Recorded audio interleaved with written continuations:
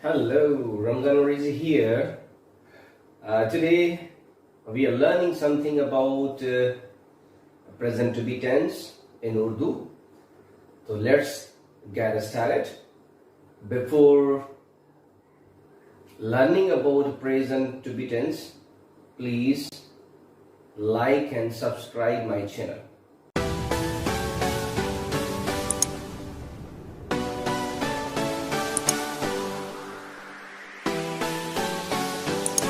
So let's get started.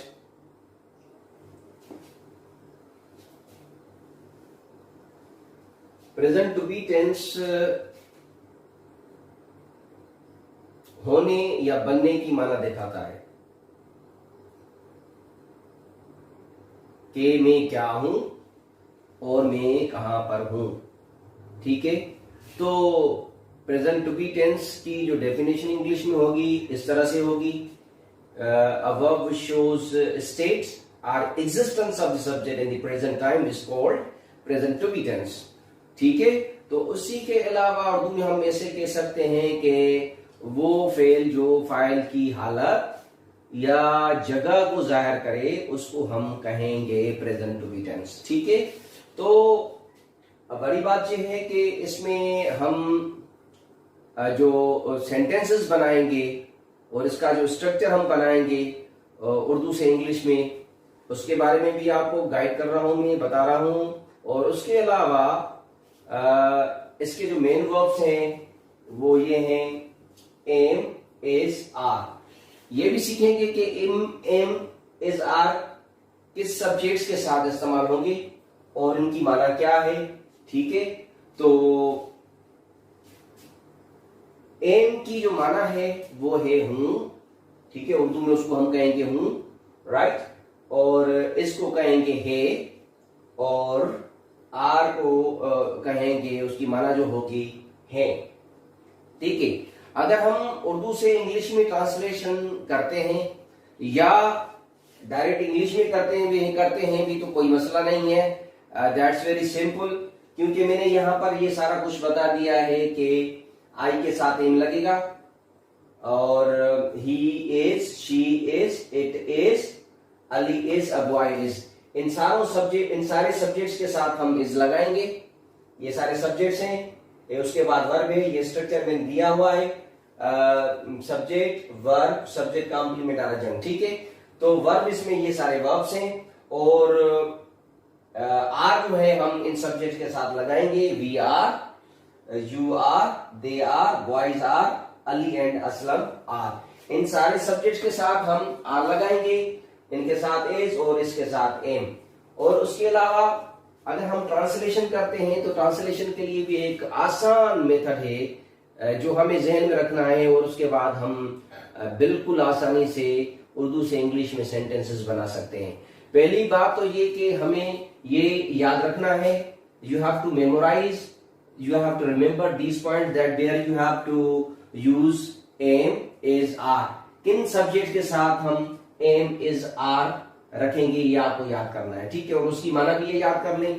अगर आपको इसकी माना भी याद हो रही है तो उसके बाद बहुत आसान होगा आपके लिए, क्योंकि हम इंग्लिश में वर्ब बीच में रखते हैं जबकि हम उर्दू में वर्ब आखिर में रखते हैं। जैसे सब्जेक्ट कॉम्प्लीमेंट एडजंक्ट, वर्ब जो होगा वो आखिर में आएगा। ठीक है, उर्दू का मैं यहाँ पर जो है स्ट्रक्चर लिख रहा हूं, ऐसे होगा सब्जेक्ट कॉम्प्लीमेंट एडजंक्ट, उसके बाद हम रखेंगे वर्ब। ठीक है, ये उर्दू का स्ट्रक्चर है। जब हम उर्दू का सेंटेंस देखते हैं तो उनका स्ट्रक्चर ये है। हम जब ट्रांसलेशन करेंगे तो पहले हम सब्जेक्ट रखेंगे, उसके बाद हम सब्जेक्ट कॉम्प्लीमेंट या एडजंक्ट या आखिर में जो है हम वर्ब रखेंगे। ठीक है, तो यहां पर देखते हैं कि जैसे मैं एक डॉक्टर हूं, तो वर्ब जो है उर्दू में आखिर में आता है, तो हमें क्या करना है कि पहले सब्जेक्ट क्या है, मैं। ठीक है, तो मैं को इंग्लिश में कहेंगे आई। ठीक है, फिर क्या रखना है, सब्जेक्ट कॉम्प्लीमेंट और एडजंक्ट उर्दू में बीच में होता है। एक डॉक्टर, ये सब्जेक्ट कॉम्प्लीमेंट है। और उर्दू में जो वर्ब होता है वो आखिर में होता है। मैंने यहाँ पर नोट करवा दिया है कि जो उर्दू में होता है वर्ब वो आखिर में होता है। तो हमें क्या करना है कि मैं, आई और हूं को कहेंगे एम। अगर आप ऐसे कर रहे हैं तो भी ठीक है, अगर आप ऐसे नहीं कर रहे तो आपको ये जहन में चीज रखनी चाहिए कि मैं को इंग्लिश में क्या कहेंगे, आई कहेंगे, और आई के साथ हमें हमेशा हम क्या लगाते हैं, एम लगाते हैं। आई एम, आई एम, मैं हूं क्या, एक doctor, a doctor, I am a doctor. ये सेंटेंस आपका बन गया, ठीक है। और उसके अलावा हम किसान हैं, हम को इंग्लिश में क्या कहेंगे, वी, और वी के साथ हम क्या लगाएंगे, आप सारे जानते हैं, मैंने आपको पहले ही बता दिया है कि वी के साथ हम आर लगाएंगे, ठीक है। तो और उसके अलावा हैं की भी माना जो है वो आर कहेंगे। वी क्या है, हम किसान हैं, तो वी आर फार्मर्स, वी के साथ हम आर लगाएंगे। तो अब जब आप ये चीजें ज़हन में रखेंगे तो मेरे ख्याल में you will not find any problem to translate from Urdu to English language, ठीक है। तो यू आर अ लायर, पहले आप एक वकील हैं, आप को इंग्लिश में क्या कहेंगे, यू, और हैं को इंग्लिश में कहेंगे आर, यू आर। तो जो बीच वाला होता है ये आप आखिर में रखेंगे, ये ध्यान में रखेंगे। अच्छे खिलाड़ी जैसे है, एक इंजीनियर है, एक किसान उस्तानी है, मेरा मोबाइल है, एक अस्पताल है, खेत में। तो ये जो बीच वाले हैं जो इंग्लिश में आप ट्रांसलेशन करेंगे तो आपको क्या करना है कि पहला वाला जो लफ्ज दिया हुआ है, जो सब्जेक्ट दिया हुआ है, और आखिर वाला जो वर्ड दिया हुआ है, पहले वो उसको आप तरतीब में रखेंगे। जैसे आई एम, जो बीच में आएगा उसको आप बाद में ट्रांसलेशन करेंगे, जैसे एक डॉक्टर, अ डॉक्टर, ठीक है। हम किसान हैं, वी, फिर ये रखेंगे वी आर क्या, किसान, फार्मर्स, वी आर फार्मर्स। आप एक वकील हैं, पहले ये रखेंगे यू आर अ लायर, आपको इंग्लिश में कहेंगे यू है are, you are a liar. वो अच्छे खिलाड़ी हैं, वो को इंग्लिश में कहेंगे दे हैं आर अच्छे खिलाड़ी, गुड प्लेयर्स, ठीक है। वो एक इंजीनियर है, ही इज एन इंजीनियर। वो एक उस्तानी है, शी इज अ टीचर, ठीक है। वो मेरा मोबाइल है, वो को इंग्लिश में कहेंगे it is my mobile, right. और मैं एक अस्पताल में हूं, I am in the hospital, right. हम खेत में हैं, we are in the fields. आप कोर्ट में हैं, you are in the court, ठीक है। तो ये सेंटेंसेस इंग्लिश में भी मैंने लिखे हुए हैं यहाँ पर। अगर आप इस रूल को फॉलो कर रहे हैं, उर्दू वाले method, there are two methods as I told you, कि अगर आप उर्दू वाले मेथड को फॉलो करेंगे तो पहले वाला, आखिर वाला, फिर बीच वाला वर्ड रखेंगे इंग्लिश में ट्रांसलेशन के लिए। अगर आप डायरेक्ट इंग्लिश में करना चाहते हैं तो भी आसान है, वेरी सिंपल। वो उसके लिए मैंने जो है ये सारा कुछ मैंने बता दिया है कि इनके साथ एम, एज, आर ये याद कर लें। उसके बाद आपको सिर्फ क्या रखना है कि मैं हूं, मैं क्या हूं, मैं आई एम, व्हाट एम आई। आप अपनी स्टेट को जाहिर करेंगे, अपनी कंडीशन को जाहिर करेंगे कि मैं क्या हूं। I am a teacher, I am a doctor, I am an engineer, ठीक है। उसके बाद आप कोई भी प्रोफेशन लगा दें या कोई अपने बारे में अपनी स्टेट बता दें कि what are you, right, what are you. I am a boy, it's my condition. अगर मैं कहता हूं कि मैं घर में हूं, आई एम एट होम, कहां पर हूं, क्वेश्चन यहां पर पैदा हो रहा है, कहां पर हूं। अगर कहां का क्वेश्चन है तो वो आपका अजंत होगा, अजंत होगा। कहां पर, किस जगह पे, ये इसको हम कहेंगे एडवर्ब ऑफ प्लेस। ठीक है, अगर मैं क्या हूं, मैं क्या हूं, आई एम अ टीचर, तो मैं क्या हूं, तो it gives more information about I, what am I, I a teacher, a teacher completes the meaning of subject I, I की माना को कंप्लीट करता है। जैसे he is a player, he is, what is he, वो कौन है, क्योंकि सब्जेक्ट जो है, जो सब्जेक्ट जो दिया गया है वो ही की माना मुकम्मल नहीं है, तो हमें एक वर्ड की जरूरत पड़ेगी जो सब्जेक्ट की माना को कंप्लीट करेगा।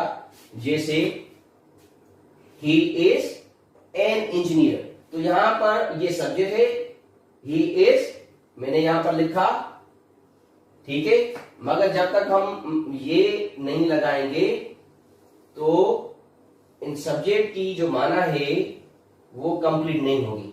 ठीक है, तो ये जो वर्ड है सब्जेक्ट की माना को कंप्लीट कर रहा है, इसलिए हम इसको कहेंगे सब्जेक्ट कॉम्प्लीमेंट। ठीक है, अगर हम किसी जगह के बारे में बता रहे हैं, मौजूदगी के बारे में बता रहे हैं, एग्जिस्टेंस और प्लेस के बारे में बता रहे हैं, जैसे यहां पर ये सेंटेंस लिखा हुआ है, I am in the hospital, यहां पर जो क्वेश्चन होगा मैं क्या हूं, और यहां पर जो क्वेश्चन होगा मैं किस जगह पे हूं।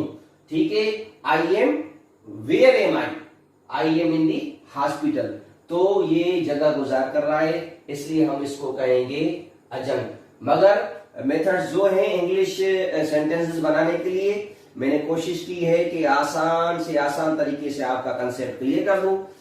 तो यहाँ पर मैंने कोशिश की है, क्योंकि बहुत सारे नए लर्नर्स, जो न्यू लर्नर्स होते हैं इंग्लिश सीखने के लिए, उनको थोड़ा प्रॉब्लम होता है कि सेंटेंस कैसे बनाएं।